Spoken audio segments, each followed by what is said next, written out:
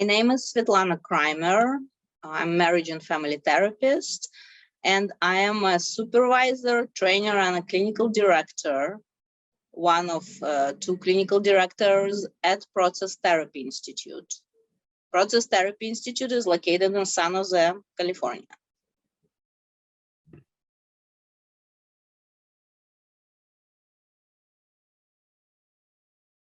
Process Therapy Institute was founded about 40 years ago by Don and Carol Hadlock, and they came up with the process model, which is in itself original model, but very much in line with Hakomi, IFS, right? Very here and now, kind of experiential, humanistic, influenced by Gestalt and mindfulness type of therapies, model of therapy.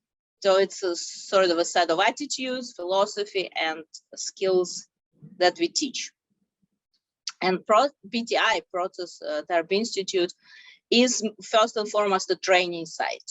So this is what we train in. We have actually 2-hour training every week besides the supervision that we train in this model. People behind the mirror with a supervisor or trainer in the ear of a student who works directly with the client or another student in a role play. So in that sense, we are not focusing on any specific population. We are focusing on therapists developing those skills and open to anyone who is approaching us for therapy. I can also add that the second area that we give training is a private practice model. It is as close to private practice as one can get before being licensed. So we give some support and encouragement and training in marketing for students to market themselves and to kind of network with other professionals and get themselves out there. So that is a big part of the model as well.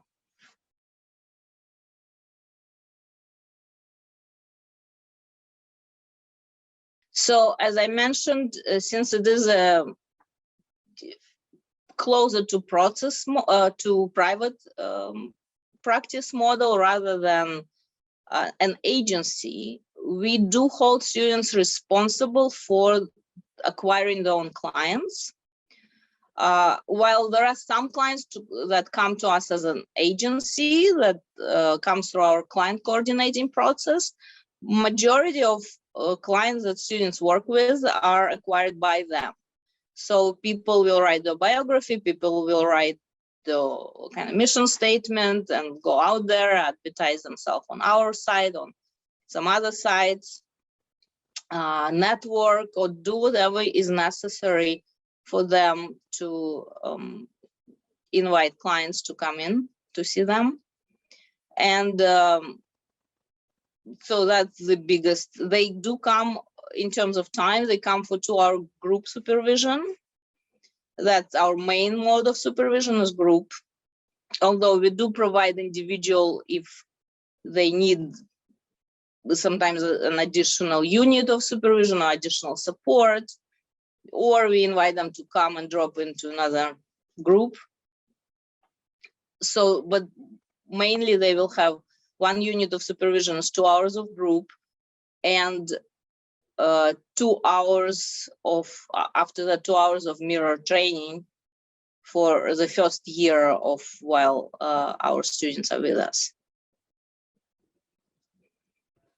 We also, for the first period while they're with us, we have classes in, I think it's 10 weeks of classes in the way we do things, sort of nuts and bolts of payment and paperwork and treatment plans and stuff like that, and the process model sort of philosophy and theory.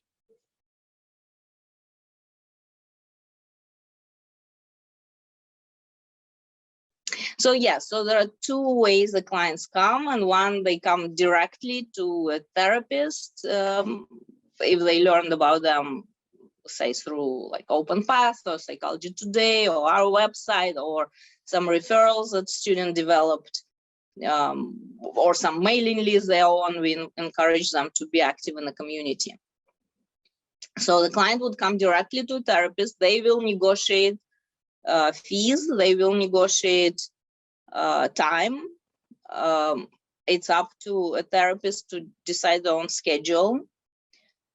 And they might, many of our students give what we call a discovery session period, when they, for the first maybe 15-20 minutes, they talk to a client, and the client, if they feel this doesn't work, it's not a good fit, they can leave without committing to continue therapy. But after that discovery period, if the client chooses to stay, they just continue to work. So the therapist sort of acts independently in looking for and accepting the clients, and having the interviews and going on then with therapy. Another way is when the client comes to the contacts PTI directly. They come through our client coordinating team, who talks for, for the same kind of 10, 15, 20 minutes, assessing the needs, then asks if with us and the client both think that it's a good fit. They send an email to therapists who seem like they might be a good fit, and say who is available to see this client at this time. They're willing to pay, say, full price, or they are looking for sliding scale. And then the therapists respond. And the same way they might give discovery, this grace period of discovery, when the client might agree on if it's a good fit or not, and then they proceed to work with this therapist or not.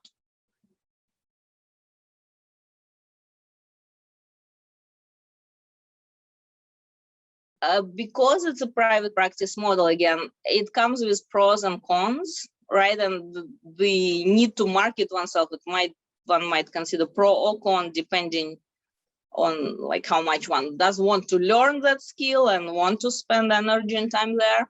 But what I consider definite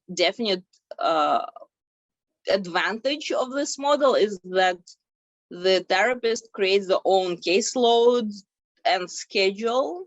So we ask that they would see a minimum of 2 clients a week, which sort of makes them stay at PTI kind of self-supportive and sufficient. But other than that, we have therapists who see like 10, 15 clients a week. We have therapists who stop at 5. It is up to the person. I think it's actually great for someone who has a full-time job or have kids at home or whatever they need to attend to, that we are very flexible on that. We don't have, they are paid by the hour. We don't have, aside those 2 clients a week that we highly encourage, we don't have any requirements on the schedule or load.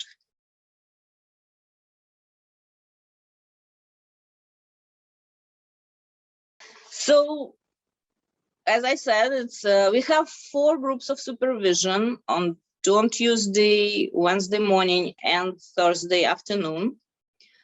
And it is a group supervision. It's a supervisor and no more than 8 people in a group by law. So, and if they need additional support or additional unit, there is a way to drop into another group or talk to supervisors to see if some triad or individual is available. So they get as much support as they need. I don't know if I should add that during that supervision, we do role plays, we do a lot of experiential work, like a lot of working in here and now with the issues and countertransference that come for themselves, right? That it's not, sometimes students come and they ask us, you know, what do I do with this client? So we are equally splitting our attention to what to do with the client, but also how do you be in the moment with the client or with yourself, and what issues or countertransference issues come for you, and help them kind of unravel that so they can understand and use countertransference and let go of it and hold it in a way that is not putting this secondary trauma on them, or that they're not feeling helpless in the grips of their own feelings and emotions. I think it's very important. For me, it's one of the most important roles that I hold as supervisor, is to help students deal with their own stuff that comes up while they start doing therapy or continue.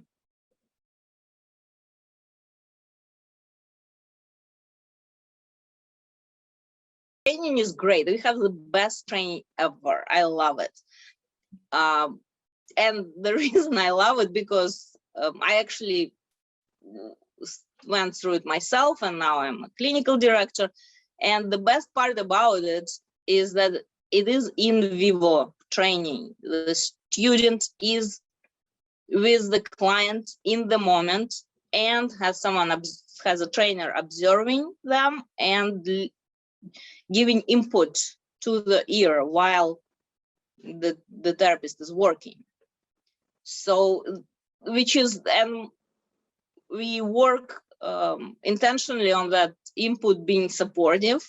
I don't tell them don't do this, I tell them do this if I think it's a useful feedback. And I also tell them you're doing great, you're enough, you're okay. So it is very supportive feedback that they can get while being with an actual client. And it happens every week for 2 hours. After the supervision, there is a unit of training. And that's not counting classes, which, as I said, 10 weeks of additional classes in philosophy of process model, and also very experiential and skill building, and the nuts and bolts of the business, marketing, paperwork, and that stuff. So that's the training that they are getting.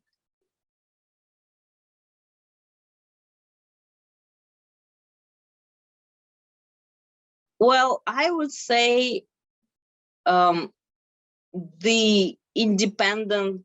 desire to be an independent actor in your own life, right? So the private practice model, more than an agency, is calling for the student to be interested and willing to spend the energy on their own development, right?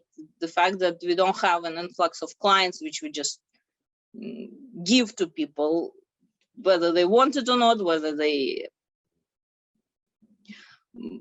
like, they're not flooded with an amount of clients of not of the choosing. But it means that they will have to decide and do the choosing and go out there and do the work to attract clients and be interested in doing their own kind of developments in this area as well.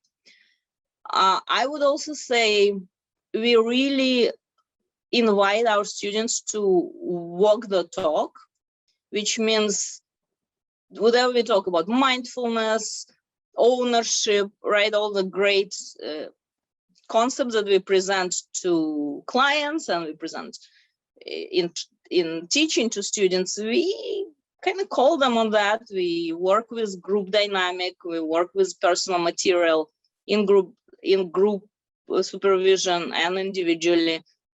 So they become what they try to preach. So it requires bravery. I think it requires willingness to own one's own issues, requires some openness to feedback, openness to look at one's own material.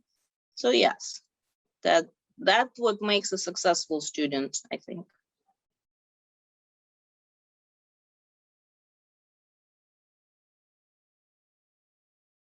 Right, because you are called on your own stuff, and that's great. You know, that's an opportunity for growth, and it's also hard and scary, and a lot of stuff comes up for people when they have to be out there selling themselves, right? Talking about money, talking about the boundaries.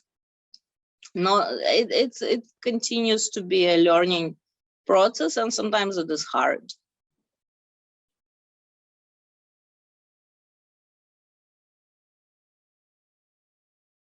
I think it's a lot of fun to be at PTI.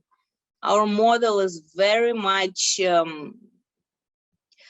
it's inclusive of many modalities, right? So drama therapy, art therapy, somatic, guided imagery, it's all very much welcomed and encouraged. It is very, very process oriented, very spiritually oriented, if you want it to be, right, or existentially oriented. And in doing all that, I have a lot of fun. And that's what I'd like students to know. Come and have fun with us.